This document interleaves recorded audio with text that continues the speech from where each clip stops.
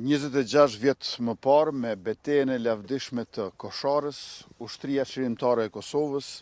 me luftëtar nga pothuajse të gjitha njësitë të zonave operative të saj, e shembi kufirin që ndonte shqiptarët, kufirin që ndonte Kosovën nga Shqipëria,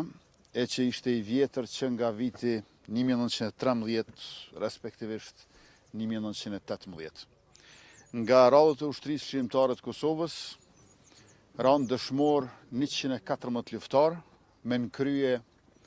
komandantin Agim Ramadani Katanën dhe Sali Qekun,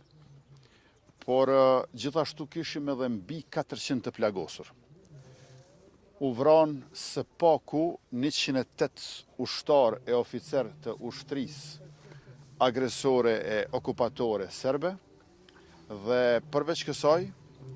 është e rëndësishme të theksohet që në radhët e ushtrisë qërimtare të Kosovës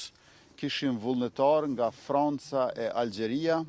nga Italia, Suedia e Britania, ndërka që në radhët e ushtrisë së Serbisë kishte mercenar nga Rusia. Ne vim këtu tek varët e dëshmorëve që t'ja përkujtojmë vetës se sa e lartë ishte sakrifica e tyre, sa e lavdishme është lufta UÇK-s dhe sa i madh çmimi i lirisë që e gëzojmë e të shtetit të cilin po e ndërtojmë së bashku.